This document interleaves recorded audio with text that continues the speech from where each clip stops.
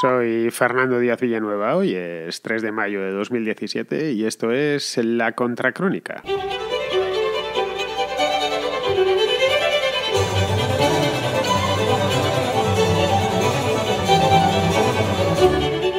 En Venezuela la historia se ha acelerado y los acontecimientos día tras día se nos van amontonando. Ya es poco menos que imposible seguirlos, por lo menos seguirlos al día. Hay que estar en Venezuela, poco menos, ¿no? En todas las ciudades, decisiones políticas continuas, reuniones internacionales y demás. El pasado lunes, como supongo que ya sabréis, Nicolás Maduro dio un nuevo giro a la situación, un giro aparentemente inesperado, aunque no tanto, llamando al poder constituyente originario. Así es como lo definió y es porque así lo define la propia Constitución. Es decir, el poder constituyente originario para refundar la República. Dijo hacerlo con la Constitución en la mano, como si Chávez hubiese dejado esta portezuela de emergencia por si las cosas iban muy mal. Y lo cierto es que van muy mal. Van peor que mal, y no solo para Nicolás Maduro. El país ha entrado en una espiral caótica y se cuentan ya, pues, por decenas los muertos recogidos por las calles, las protestas son diarias y la crisis económica arrecia más que nunca. Venezuela, en definitiva, ha estallado. Esto que decíamos hace un tiempo que cuando iba a suceder, pues bien, ha terminado por suceder. Y el gobierno de Maduro no tiene ninguna intención de marcharse, ni de cambiar nada. Bueno, sí, quiere cambiarlo, pero a peor. Se ha sacado un nuevo conejo de la chistera en forma de asamblea constituyente, que no es más que, en cierto modo, la conclusión lógica de una revolución que siempre vivió muy lejos de la democracia.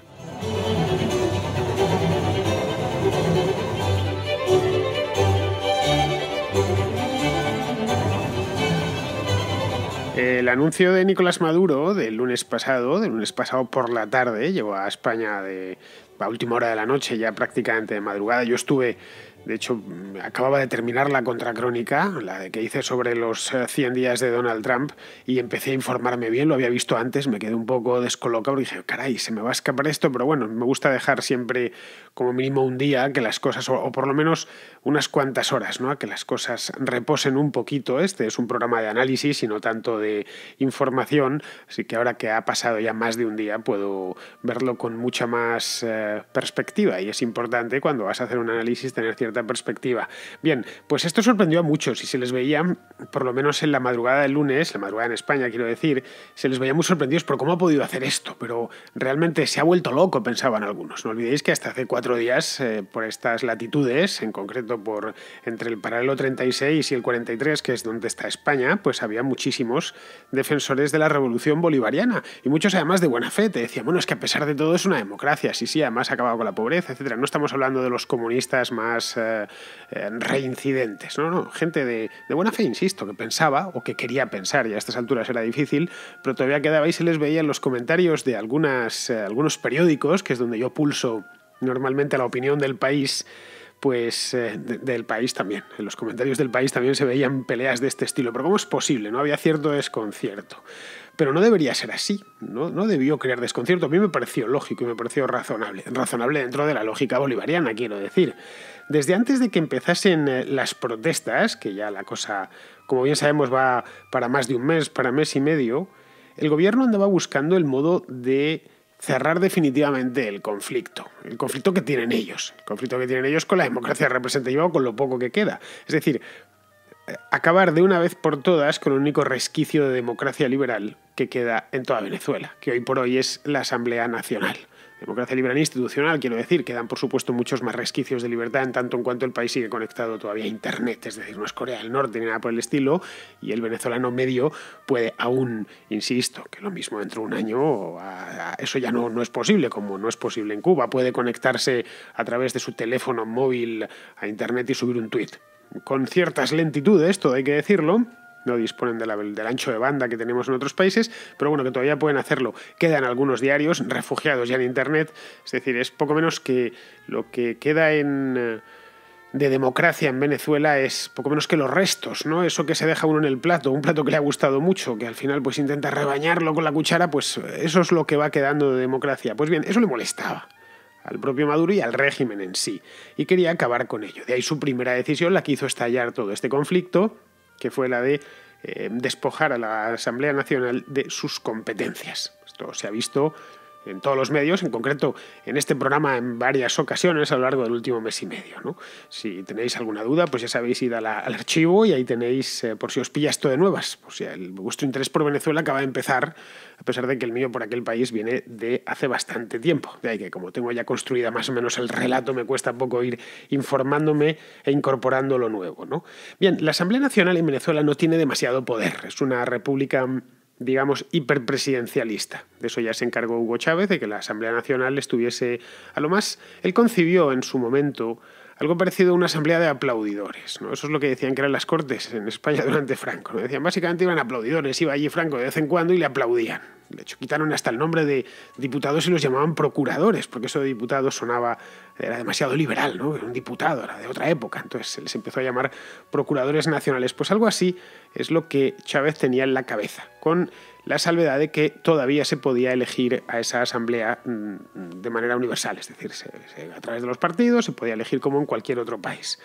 Hasta que recibió esa sorpresa, no Chávez porque ya estaba muerto, pero sí Maduro en diciembre del año 2015 y de pronto perdió el control de esa asamblea de aplaudidores con unas competencias, repito, muy limitadas. No existen y están ahí. Los actuales diputados, la mayoría opositora, ha intentado utilizarlas, pero bueno, entre que el gobierno se salta la ley siempre que quiere y van limitados de por sí, pues no han conseguido mover demasiado. Vamos, no han conseguido ni que se celebren elecciones a gobernadores regionales y llevan persiguiéndolo desde hace meses. Tampoco consiguieron que se celebrase el revocatorio durante el año pasado, a pesar de que lo intentaron. Durante 2016 fue el año en el que Maduro y la Asamblea Nacional estuvieron jugando al ratón y al gato durante todo el año. Esto no podía ser, otro año más, de ahí que su obsesión por acabar con ello, ¿no? Además, si nos fijamos en los índices de popularidad del gobierno de Maduro, si hubiese una nueva elección, y tiene que haber elecciones, habrá elecciones presidenciales dentro de un par de años, y además tiene que haber hay una elección pendiente, como ya he dicho, de gobernadores regionales. Pues cada nueva elección, teniendo en cuenta cómo está el patio, y el patio está muy mal para Maduro y para el gobierno, pues iba a ser un nuevo clavo sobre el ataúd de los bolivarianos o sobre el ataúd de los chavistas. Y eso lo sabían en Caracas y también lo sabían en La Habana, que es en última instancia desde donde se gobierna Venezuela desde hace 3 lustros. Esto, siento decirlo así con esta crudeza, pero es la realidad. El hecho es que hay demasiado en juego. Es decir, por un lado, Cuba no puede permitir perder los envíos petroleros, que son pues todos, no todos los días, pero sí todos los meses, un petróleo que consume y que así se ahorra de tenerlo que importar y que una parte lo reexporta, y el acceso a divisas que le otorga el control de las reservas petrolíferas venezolanas. Pues si controlas el país, obviamente controlas en un país que está todo nacionalizado y todo es público, todo está estatizado, pues tiene el control directo sobre PDVSA. En resumidas cuentas es así decir, es así se puede decir sin temor a exagerar, ¿no? Eso por un lado. Por otro, la casta gobernante en Venezuela quiere seguir siéndolo. Venezuela sí que es una casta gobernante en sentido estricto. Es decir, que el país es de su propiedad y tiene que seguir siendo de su propiedad. Así es como lo ven ellos. Hay que meterse en la cabeza del adversario para poderle entender. He dicho en muchas ocasiones que los que gobiernan en Venezuela no solo son una banda de forajidos, sino que además se comportan como una banda de forajidos. Es muy normal encontrarte forajidos en el gobierno. De hecho, suele ser los forajidos o... Eso se ha dicho muchas veces, no sé si era Jope quien lo decía, aquello de que realmente son psicópatas. Los psicópatas se dedican o a la mafia o a la política. Bueno, pues los forajidos les pasa algo similar, pero eso sí procuran que no se les note desde fuera. De ahí que pues la diplomacia, van bien vestidos, tratan con dedicación y esmero a los demás, se rodean de buenas formas. En el caso de los bolivarianos estos ni siquiera observan esos pequeños detalles, es decir, se ve desde fuera que son unos forajidos. Fuera del poder, si lo pensamos fríamente, ¿qué les esperaría? Pues les esperaría la nada y además de eso un calvario judicial, por el sinnúmero de desafueros que han cometido durante todos estos años, especialmente durante los últimos 4 años, que que han sido... me harían falta varias contracrónicas para ir relatándolos todos, ¿no? Aparte de eso, pues no les quedaría nada. Ahora mismo están enchufados literalmente a una de las mayores reservas petrolíferas del mundo. No es ni la primera, ni la segunda, ni la tercera, como lo fue en el pasado, pero sigue siendo todavía respetable. Entonces, eso genera muchos millones de dólares todos los días y no tienen ninguna intención de prescindir de ellos. Insisto, vamos a meternos en su cabeza. De ahí que van a hacer cualquier cosa y están haciendo con cualquier cosa con tal de seguir enchufados a esa bolsa de petróleo o a esa bolsa de petrodólares que no es inagotable, pero para una casta que es necesariamente limitada en número, pues no les va nada mal, no hay más que ver lo bien que viven, ¿no? Un elemento más, la revolución bolivariana, quiero decir, solía decir Chávez, y esto lo repite Maduro constantemente, decía que era irreversible. Es decir, que no tenía vuelta atrás. Y no está teniendo vuelta atrás, como estáis viendo. Es decir, como se puede ver especialmente los 3 últimos años, ya cuando ha entrado en crisis terminal, todo está supeditado a mantener esa revolución, incluido el acabar con la pantomima de formas democráticas que han mantenido hasta ahora. Es decir, que han mantenido, iba a decir hasta el mes de abril, no, hasta el mes de mayo, porque esta última ha sido ya el 1 de mayo, el Día de los Trabajadores, pues hasta el mes de mayo de 2017.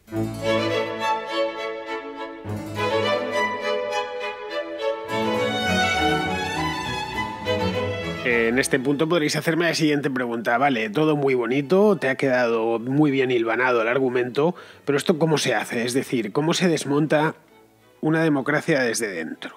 Es decir, ¿cómo se hace sin forzar la ley? Hasta ahora han ido manteniendo, pero siempre mantenían aquello, ¿no? Pero hay elecciones libres y abiertas a todo el mundo y cualquiera se puede presentar y cualquiera puede votar. Otra cosa es que, tras las bambalinas se hagan más o menos trampas, pero de entrada, y la fachada del régimen era impecable, al menos desde el punto de vista electoral, y siempre sacaba los procesos electorales como demostración de que aquello, a pesar de todo, era una democracia. Pues la democracia siempre la entendemos de manera un tanto equivocada, como ir a votar cada 4 años o cada 5 años. La democracia o la libertad, mejor dicho, un país libre no es libre porque vaya a votar cada 4 o 5 años. Además de ir a votar, tiene que hacer muchas cosas más para ser propiamente un país libre, ¿no? Pero bueno, ¿cómo se hace todo eso sin forzar la ley?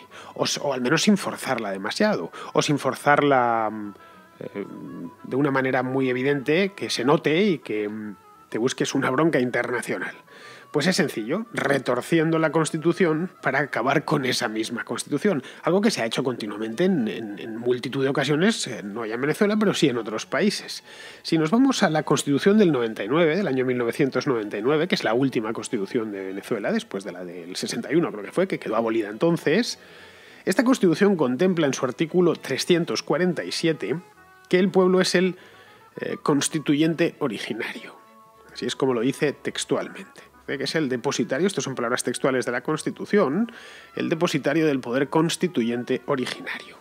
Luego es el pueblo el que puede reconstituir la República cuando lo cree necesario. A partir de aquí todos de acuerdo. Es el pueblo, ya sé que el pueblo es un concepto un tanto vaporoso, el pueblo en este caso son 30 millones de individuos, pero bueno, vamos a ceñirnos por lo menos a la letra de la ley, ¿no? El pueblo, cuando lo crea conveniente, pues reconstituye. Y puede, por ejemplo, reconstituir una república esencialmente socialista y lo que es Venezuela hoy en día puede pasar de ser Venezuela a ser Nueva Zelanda. No, queremos ser como Nueva Zelanda. Es más, queremos ser incluso tener rey. Entonces vamos a mandar a un tipo a Madrid para que el rey Felipe pues venga aquí y haga como hace la reina inglesa en Nueva Zelanda, que se pongan las monedas. En principio, si es el pueblo, puede decidir ir en una dirección o puede decidir ir en la otra, no lo olvidemos. Puede reconstituirla, ya digo, como le venga en gana. Por lo tanto, todo es cuestión, ni más ni menos, partiendo de este artículo, del 347, de definir el sujeto. En este caso, el pueblo. Ya está. El sujeto, el depositario, en una palabra. Para Nicolás Maduro, el pueblo y estos son palabras suyas de su intervención del lunes pasado por la tarde, son 500 personas reunidas en una asamblea constituyente. Esto no lo pone en la Constitución, es una interpretación suya. A partir de aquí ya son todo interpretaciones, como os podéis imaginar, ¿no? 500 personas reunidas en una asamblea constituyente, decía, pero no elegidas por sufragio universal, tal y como nos podríamos figurar, porque en ese caso le saldría una asamblea que le quitaría de en medio. Podéis imaginarse a los venezolanos ahora con el humor que tienen, y no hay más que verlo, como están en las calles, les preguntan qué les parece reconstituir Venezuela. Pues la iban a reconstituir, sí, pero sin Maduro, a la vista está, no hay más que ir a los índices de aprobación del presidente de Venezuela hoy en día, ¿no? Entonces, si no va a ser así, ¿cómo va a ser? Pues va a ser de una manera muy distinta. De esos 500 que representan al pueblo, pueden ir los 30 millones, obviamente, la mitad, es decir, 250, insisto, sigo con el guión que nos escribió Maduro la otra tarde, 250 vendrían de la llamada, abrid comillas, clase obrera, campesinos e indígenas. Bien, la clase obrera, campesinos e indígenas, sus representantes los elegiría la comuna. Es decir, el Partido Socialista Unificado de Venezuela, que es el que lleva este tema de las comunas, que es una especie de capa administrativa no oficial que se ha ido creando en Venezuela a lo largo de los últimos 15 años. Los otros 250, pues decir, bueno, vale, tendríamos la mitad de la asamblea y ya estaría controlada por él, pero nos quedaría la otra mitad. ¿La otra mitad la van a elegir directamente los venezolanos? Tampoco. La otra mitad, los 250 restantes, vendrían de los municipios. Claro, aquí a mí no me salen las cuentas del todo, porque son 250, pero curiosamente en Venezuela hay 350 municipios, luego 100 se quedan sin representación, o van a unificar, van a hacer nuevas circunscripciones electorales. Pero vamos, de cualquier manera, que no sería directamente, sería el municipio el que pondría al representante, ¿no? Resumiendo, que el venezolano de a pie ni pincharía ni cortaría en todo este asunto. Entre el Partido Socialista Unificado de Venezuela y los alcaldes de los municipios nombrarían delegados para una asamblea. Punto. Se ha acabado. Ya está. Esto es todo. Ahora se entiende mejor, ¿verdad? Bueno, pues esto es lo que consistió, quitándole, desbrozándole de toda la paja que metió Maduro, que era muchísima. Tienen, estos ya sabéis, como todos los revolucionarios que en el mundo han sido, tienen una verborrea inagotable. Bien, esta asamblea sería puro corporativismo. Por si a poco que sepáis un poquito de historia política os habréis percatado a la primera. Puro corporativismo fascista, quiero decir, fascista en sentido estricto, no de no me gusta, fascista de los años 30 y de los años 20, ¿no? Y de esta asamblea, repito, 100% de corte fascista musoliniano, corporativa, pues saldría lo que Maduro quiere que salga. Ya está, tengo 250 comiendo de mi mano y en los otros 250, pues 100 o 150 también los tengo comiendo de mi mano porque son de mi partido. Son afines a mí. A lo más que podría encontrarme es dentro de esos 500 que 100 o 125 se me ponen en contra. Una minoría. No van a poder hacer nada significativo dentro de la asamblea. Claro, aquí tendríamos una nueva pregunta. O por lo menos es la que me hice yo mientras estaba pensando en este asunto. Dije, bueno, ¿y esto lo admite la Constitución? Pues la cosa es que me he ido a mirar la Constitución, claro, me he descargado el PDF, no tenía yo en el disco duro la Constitución de Venezuela, y es imperdonable pues que no lo tenía, he tenido que ir a buscarlo, es muy fácil, por cierto, está en todas partes, y el gobierno venezolano lo tiene en varios servidores, te lo puedes bajar el PDF, es larguísima, por cierto, si os aventuráis a leerlo, hacedlo a vuestro propio riesgo, a vuestra propia cuenta y riesgo, es infernal, ¿no? Tiene 350 artículos, una locura, más luego un montón de disposiciones, de verdad, realmente enloquecido. La Constitución española, que siempre me pareció larga, tiene 169, así que imaginaos. Pues muy bien, dentro de la Constitución, si nos vamos al artículo 347, nos encontramos que esto aparece. No exactamente como lo está interpretando Maduro, pero aparece el tema, el asuntillo, por lo menos la música suena, ¿no? En concreto en 3 artículos, el 347, el 348 y el 349. Estos 3 hablan del tema. El 347 dice textualmente: el pueblo de Venezuela es el depositario del poder constituyente originario. En el ejercicio de dicho poder puede convocar una Asamblea Nacional Constituyente con el objeto de transformar el Estado, crear un nuevo ordenamiento jurídico y redactar una nueva Constitución. Bien, hasta ahí correcto. Artículo 348. La iniciativa de convocatoria a la Asamblea Nacional Constituyente podrá hacerla el presidente o presidenta de la República en Consejo de Ministros, como es el caso, como ha sido el caso, la Asamblea Nacional mediante acuerdo de las 2/3 partes de sus integrantes, no ha sido el caso pero podría serlo, los consejos municipales en cabildos mediante el voto de las 2/3 partes de los mismos y el 15% de los electores inscritos y electoras en el registro civil y electoral. Es decir, esto es para llamar a convocar, nunca mejor dicho, convocar significa llamar en latín, ¿no? Para llamar a la Asamblea Nacional Constituyente. Y por último, artículo 349, el presidente o presidenta de la República no podrá objetar la nueva Constitución, es decir, no podrá decir ni mu. Como veis, lo que describe son los trámites para llegar a una constituyente, dando por hecho que la Asamblea se elegirá, como es lógico, conforme a principios de sufragio universal, directo y secreto. Si no, yo no entiendo otro tipo de sufragio a estas alturas, sinceramente, que es como se eligió la última constituyente en 1999. Lo deja en el aire, aunque no lo especifica. Luego, Maduro, más que estar violando la Constitución, lo que está haciendo es retorciéndola. Y necesita hacerlo para seguir en el poder. Y sobre todo para acabar de una vez por todas con todo atisbo de disidencia. Y retorcer la Constitución en sí es un golpe de Estado, por si no nos habíamos enterado, vamos. En este caso, un golpe de Estado no para conquistar el poder, sino para retenerlo. Otra cosa distinta es que Maduro quiere empezar de cero y, ateniéndose al espíritu y la letra del artículo 347, que ya os he leído, llame a un referéndum en todo el país. Eso sería diferente. Para consultar si hay voluntad constituyente. Es decir, apelo a los venezolanos para que me digan si quieren empezar de cero. Y luego ya, o unas nuevas elecciones, en este caso, a elecciones constituyentes, a unas cortes constituyentes, a una asamblea constituyente. Que elijan, pues qué sé yo, a los 167 representantes, que son los que hay ahora mismo en la Asamblea Nacional, o 207, como había hasta 1999, o 500. No sé si van a entrar en el edificio actual de la Asamblea Nacional, pero bueno, pueden reunirse en un polideportivo. Si Maduro se termina saliendo con la suya, como veis, el retorcimiento es absoluto. Pues bien, si se termina saliendo con la suya, entraría ya Venezuela directamente y sin anestesia en los predios de una dictadura. Podría ser considerado ya una dictadura sin más.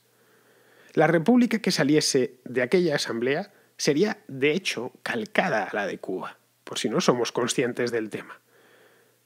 Caray, si esto el propio Maduro lo reconocía el otro día. Decía que es que en el año 1998 ya lo queríamos, lo que pasa es que no se daban las condiciones adecuadas para ello. Pero este era el objetivo, en una palabra. En fin, que la cosa apesta tan de lejos que ni la CELAC, que es eso que se inventó Chávez para competir con la OEA, la cosa esa de países latinoamericanos y caribeños, pues ni la CELAC se ha puesto de acuerdo. Ayer se reunieron en El Salvador y ni México, ni Brasil, ni el Perú, ni Paraguay se presentaron. Luego, la CELAC no emitió resolución alguna, ni a favor ni en contra. Esto lo que nos vendría a decir es que los venezolanos, y siento decirlo con esta crudeza, van a tener que salir de esta historia ellos solos, que nadie desde fuera les va a ayudar, en una palabra. Se va a mirar a otro lado, y se está mirando a otro lado, por si no se habían dado cuenta. Es decir, que ahora más que nunca tienen que demostrar de lo que están hechos.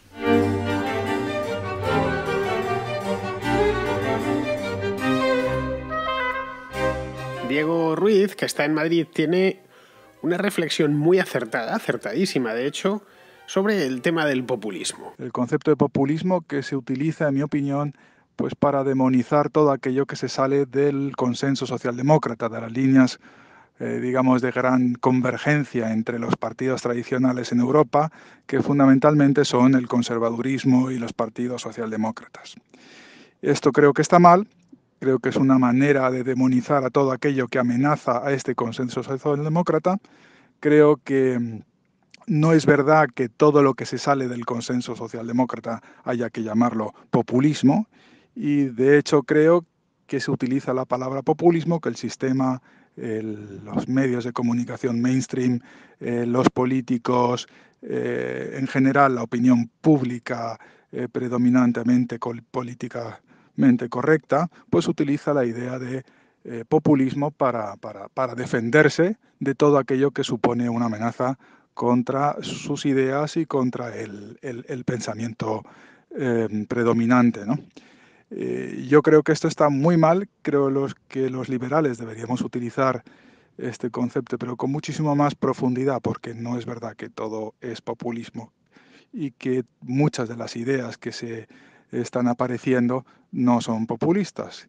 De hecho, a los libertarios pues nos llaman muchas veces populistas por propugnar por reducciones de impuestos grandes, ¿no? Y esto obviamente está mal. Así que te dejo este comentario para que me des tu reflexión. Diego, como se suele decir en el mundillo de los periódicos, suscribo lo que has dicho de la cruz a la raya, es decir, del principio hasta el final, es tal cual.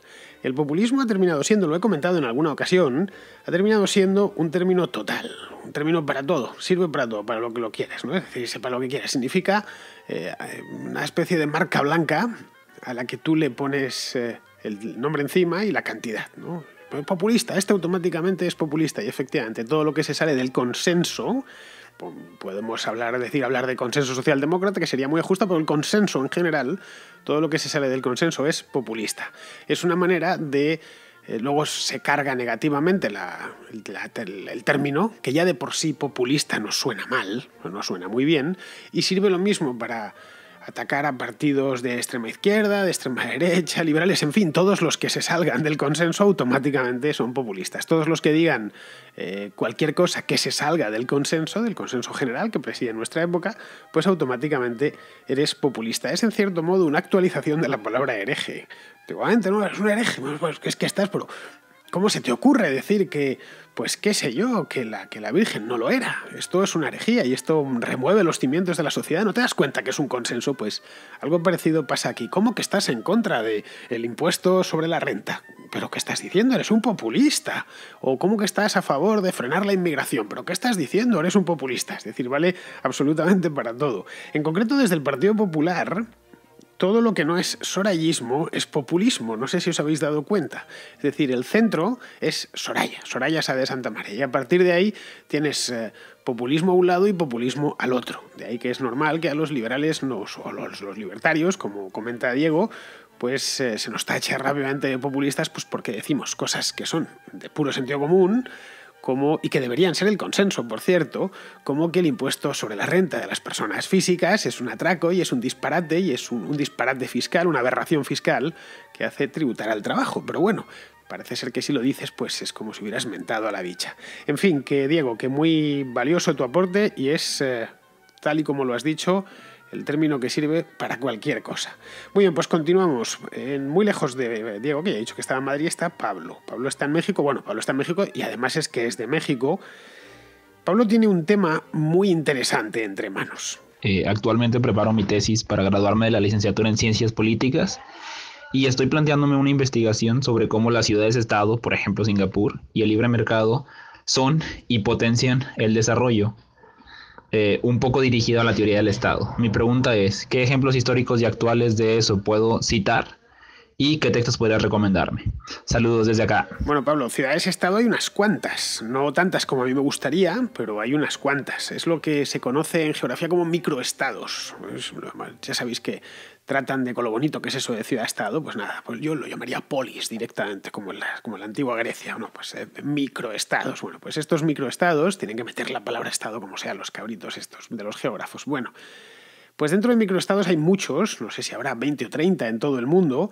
Los más famosos, obviamente, son los que hay en Europa. Los microestados o las ciudades-estado europeas, en algún caso son comarcas-estado, como es el caso de Liechtenstein, que no es propiamente una ciudad-estado porque Vaduz, que es la capital, es un pueblito. Yo he estado allí en unas cuantas ocasiones y la verdad es que no sé si tendrá 10.000 o 15.000 habitantes, no más. Vaduz, estoy hablando, la capital. Luego tiene otras cuantas ciudaditas más pequeñas o pueblos, ya propiamente dicho, dentro de lo que es el Principado. Es una comarca-estado, sería.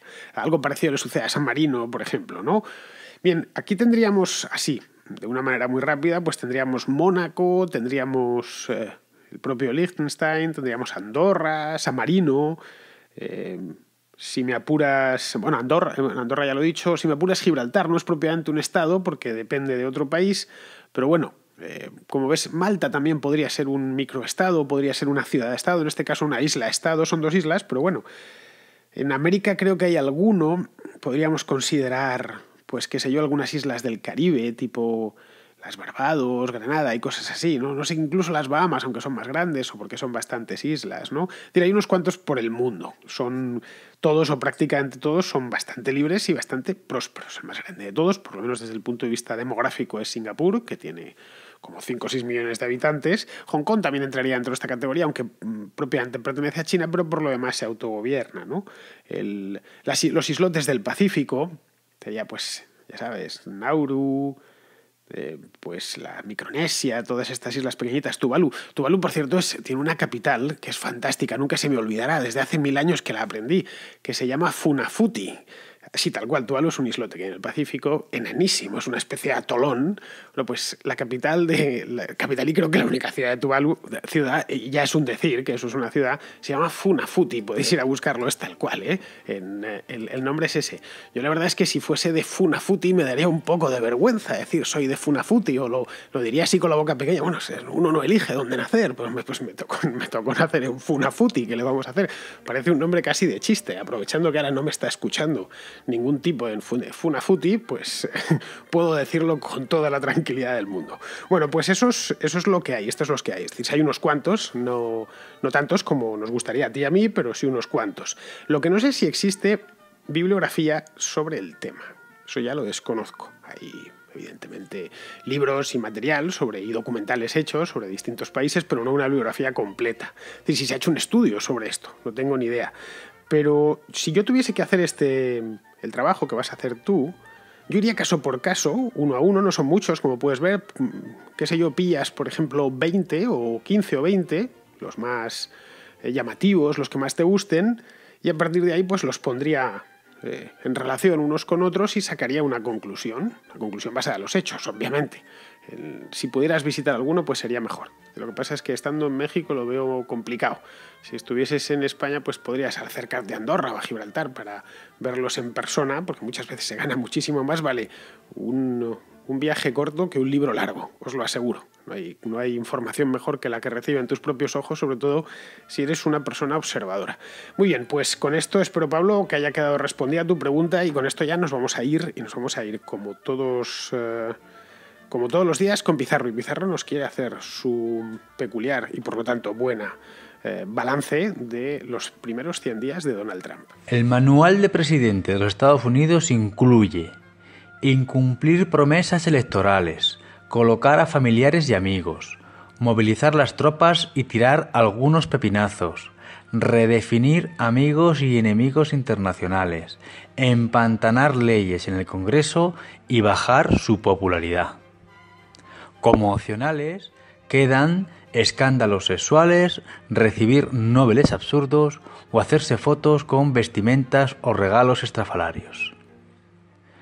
Donaldo venía con la etiqueta de outsider de la política, pero ha cumplido el manual escrupulosamente. A ver si esto de ser presidente de los Estados Unidos ya está inventado. Pues muy bien, ya sabéis que última cosita y ya nos vamos. Está el contraplano en marcha, que es lo del cine. No tenéis más que enviar vuestra audiocrítica al 690-827909, un minutito, y este sábado, de verdad, me cruzo las manos para que podamos sacar el primer contraplano de la temporada. En el caso de que no hubiese audiocríticas suficientes, pues haríamos una contraportada, pero vamos, que me gustaría sacar un contraplano pues para ir puliendo el espacio, que ya sabéis que esto lleva 2 o 3 programas hasta que al final consigue pillar su velocidad de crucero. Muy bien, queridos amigos, pues con esto me despido de vosotros. Hasta mañana.